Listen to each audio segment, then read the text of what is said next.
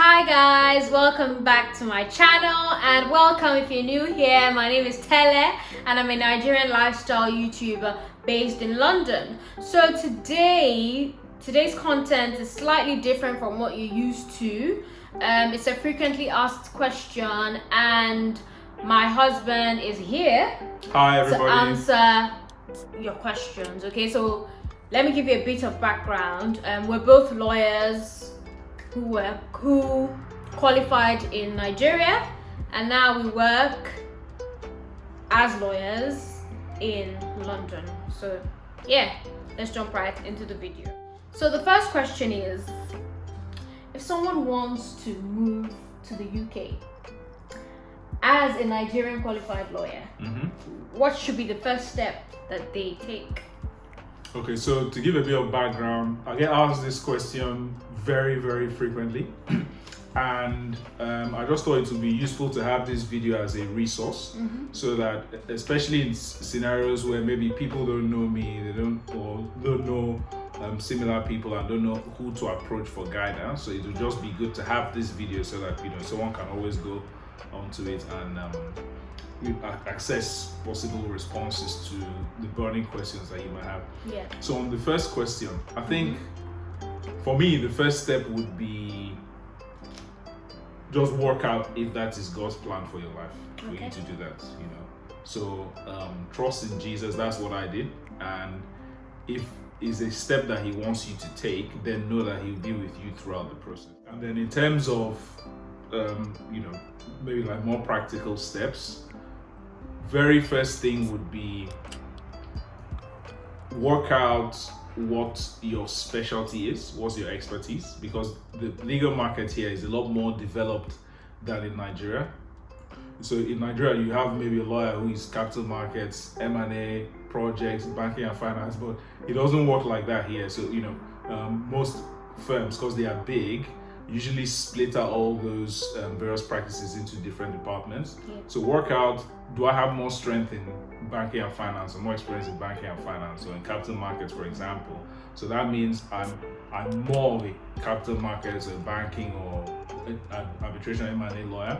And then having done that, go and start research firms, Legal 500, chambers are good resources in terms of firms and their practice area strength. So check out the firms that are doing really well, have good practices where you have skills, and then check out who the partners are. Most firms usually have an Africa practice, which is like a good way to go. You might decide to go to one that has an Africa practice, or you might decide not to go to one that has an Africa practice. It can work both ways. Yeah. And then having done that, done the research, looked at partners, draw up a list of possible firms and partners who you'd like to work with. And then afterwards, there are like two possible steps you can take. One, which is what I've done, which is like my own experience, look out for, go look for a recruiter. The UK legal market is a lot more developed. There are like special legal recruiters, and their services to the candidates are usually free. They then make their money from the firm. The firm pays them a fee by the time they've placed you. So you don't have to worry about paying any recruiter or anything. But then because you're not really a box-ticking candidate, and by that I mean someone who may have trained and qualified as a solicitor here, recruiters usually like spending more time with those candidates because they just feel like it's a better use of their time. They're more likely to place somebody, which is fair game. But then sometimes you can get the ones who like to go outside of their comfort zone and do things differently because that's what stands them out. So, but having recognized your difference, it's always good to go to the recruiter with a plan rather than going there and expecting the recruiter to do everything for you. So that's why it's good you do your research first. You've worked out firms, worked out partners, you know what your expertise is, and then you contact a recruiter and say, oh look, this is my profile, these are the firms I'm targeting, these are the ones I'd like us to approach. Can we have like an initial conversation? Is this something you're going to be able to help me with? And then it's good to have like a CV ready, but then the recruiter would then look at your CV for you, tell you what changes need to be made, and then together you and the recruiter decide who to contact. It's worth mentioning that in terms of maybe someone is asking for somebody who hasn't done this before, like how do I find recruiters? From your research looking up firms, LinkedIn is a good tool.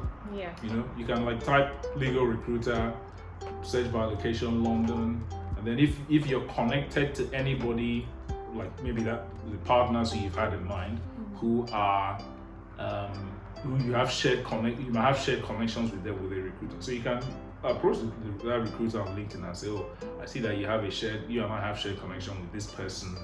Or you might have read, like in certain scenarios, I've read up recruiters articles or things like Financial Times, etc., and seen that they place people in a certain practice area. On that basis, I've made approaches. Okay. So for me, that would be the first step. Yeah. Okay, thank you so much for that robust answer. So is it only through a recruiter that you can get a job? I wouldn't say so. I mean, that's my own experience, but I know people in the market who've done it differently. One other example I said was education. So maybe I think it's good to have spent some time working in Nigeria, working in one of the top law firms that the law firms here recognize.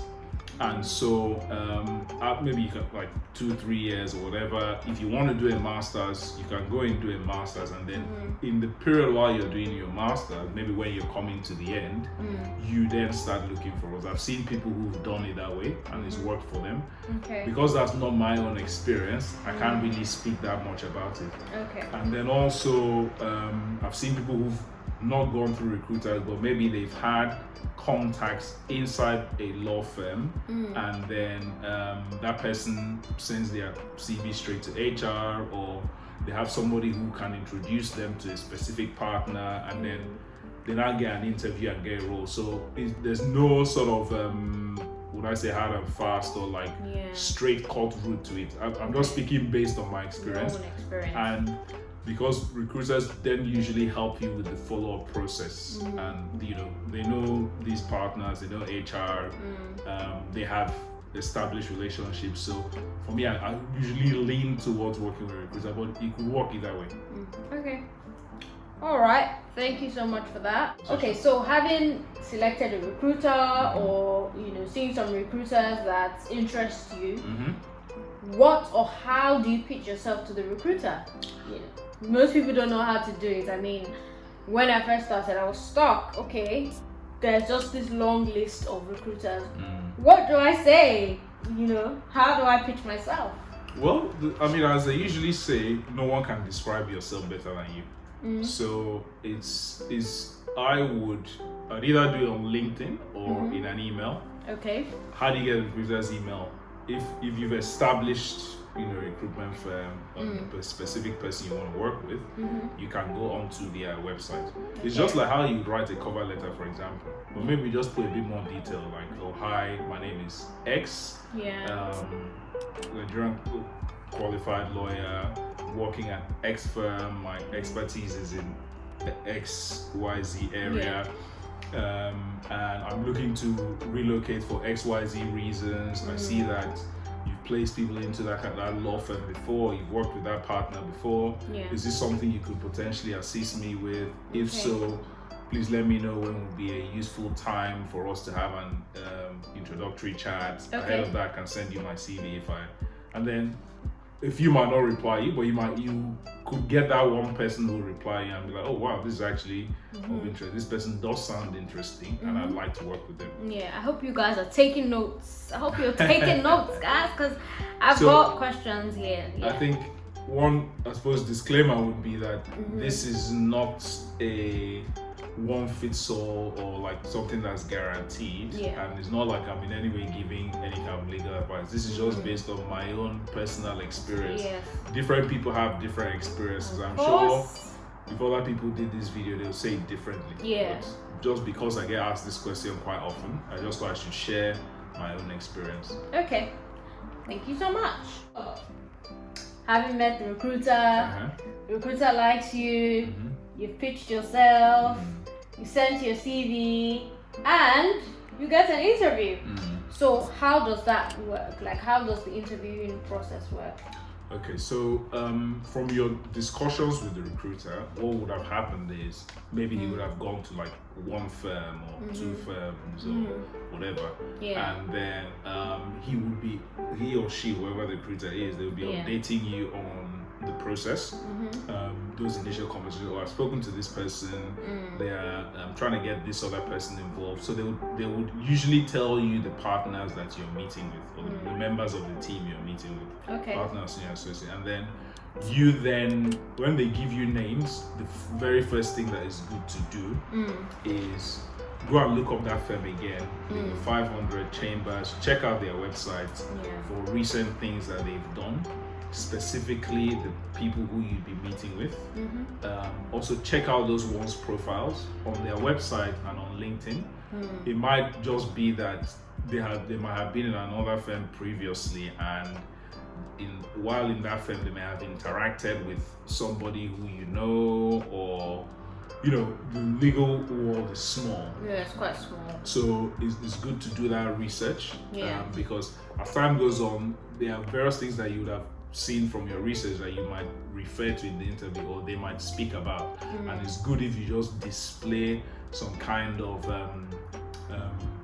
confidence as having done like proper research. So that would be step one.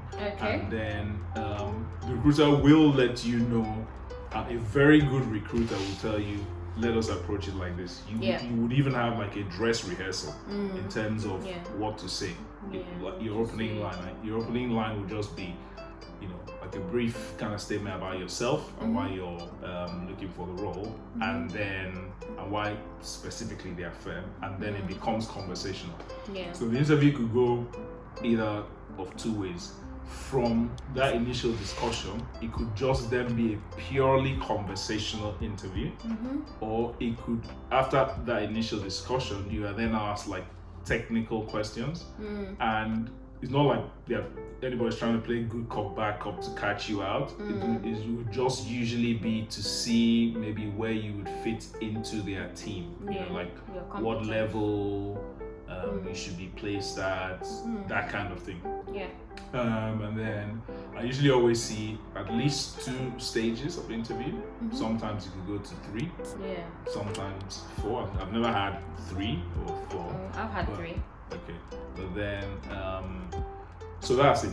In terms of law firm, it will just be that. And then if you've worked for a recruiter, just leave it to them. You don't want to go and then, having done the interview, just immediately call them or drop them a line to let them know how it went from your perspective, and then they pass feedback, and then just leave the correspondence with the firm to them, because you don't then want to go and then say something that may not be in line with the way the recruiter would have packaged it. But if it is that you went directly, maybe through an introduction or directly to somebody then it's good for you to send like a follow-up email to be HR or whoever you've been liaising with, and then things just go on from there. But then from the perspective of a recruiter, they would then be updating you on what's happened. Okay, so if there are other questions you have after the interview, how would you raise them? Like I said, the recruiter is your middleman. So you get in touch with them and say, I have XYZ questions, and they'll pass them on, and then come back to you with any feedback. Okay. Finally, how do you know when you've landed the role? And if there are any negotiation points, how do you deal with these? Okay, so as I said, recruiter is your middleman if that's how you went. And then they would come to you and say, they'll be giving you updates periodically.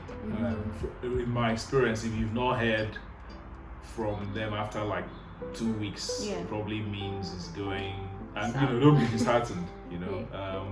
The market is big, and you might find like another recruiter, find another opportunity that will work out. So don't be disheartened if you've not like gotten any responses. I usually think it's not good practice for a recruiter to leave a candidate hanging and not tell them, however bad the news might be.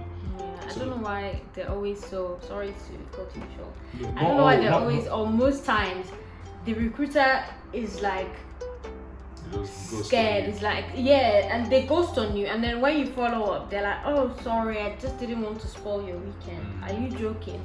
Like, why Exactly. are you keeping me in suspense? Yeah, and maybe if any recruiter is watching this, I think it's because recruiters don't often get feedback from candidates. I think it's good practice for you to ASAP, as soon as possible, let your candidate know what it is, so that they can move on, you know, with whatever plans or whatever other opportunities they had. It's not helpful to be keeping someone waiting when you've gotten the info yourself. Exactly, you know? It's not helpful at all. You try and put yourself in the candidate's position and see how you would feel if you were treated that way. Yeah, I mean, it's all about emotional intelligence, knowing like when to pass the message across, and most importantly, how to pass the message across. Like, I remember that there was an interview I had, and I was asked to go for like a third round or so, and then I was asked for my availability. I gave them my availability. That's really good. And then and then I waited for like 3-4 days, but I started getting anxious because once you give the recruiter your availability, they should get back to you within 24 hours, confirming from the firm. And then this went on for like 3-4 days, and I called the recruiter, who said, oh, I'm so sorry, I just didn't know how to tell you. And I feel like that didn't make sense to me. It didn't make me feel any better that I had to chase the recruiter. So that's feedback for recruiters. And then if negotiating points, you know, if you went through a recruiter, you put it through to the recruiter and say, look, maybe if you've been offered X, you feel like, well, you know, I feel like I would rather, is it possible for it to be upped to Y or whatever? And then the recruiter goes back. If it's you directly, considering it's your first role, or maybe if it's your first offer, it's good for you to speak to somebody who has done something like this, and then ask how you would just sort of put it to, because it would have been HR who would have come direct to you if you went directly. So it would be good for you to just sort of ask somebody, okay, before you put anything in writing, ask someone, this is what I've been offered, I feel like it can be upped to this, or this is what would make me feel comfortable. How do I do it? In the multitude of counselors, there's safety. And then, so I suppose in a nutshell, that's how it works. In terms of closing words, would just be, guys, thank you so much for taking time to watch this. If you have any other follow-on questions from this, the whole idea was to just get like a short video together talking about how to do the process, and then if you have any other follow-on comments, questions, or points you would like us to address in like a follow-on video, you can drop it in the comment box, and then or send us a DM. And then we can if you're pick too it shy to drop in comments section below. But I hope you enjoyed this video, and I hope it was useful to you. So if it was, please give this video a thumbs up. Please comment in the comment section below, and you can feel free to send us a DM. I'll leave his Instagram handle on the screen, and of course mine is on the screen already. So feel free to send us a DM, and then we'll film a detailed Q&A on this subject matter, guys. All right. Thank you so much for watching. Thank you. Bye.